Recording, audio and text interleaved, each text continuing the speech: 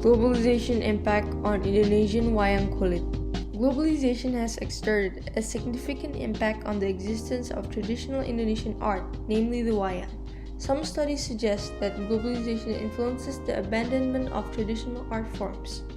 Declining interest in the traditional arts, especially among the younger generation, eventually causes a dilution of nation's culture.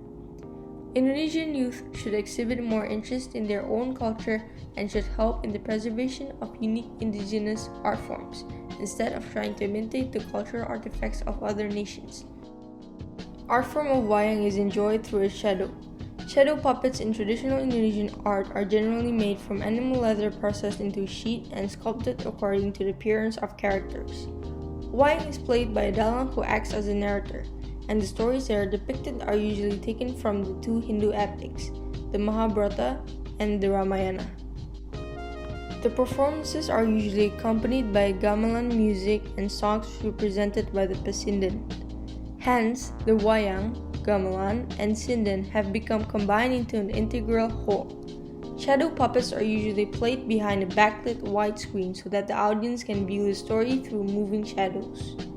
Wayang performances have values that describe people's life such as empathy, trustworthiness, respect, responsibility, justice, and citizenship. Why is Japanese bunraku more globalizing? In Indonesia, the situation is not encouraging.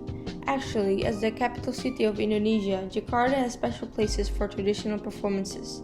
But this puppet group only play by invitation.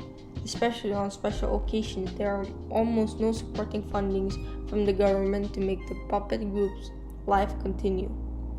In Japan, for example in Tokyo and Osaka, there are still some bunraku theater professional groups that can live off their performances. Lots of tourists, both foreign and domestic tourists, try to make up for their time limited to seeing traditional performances.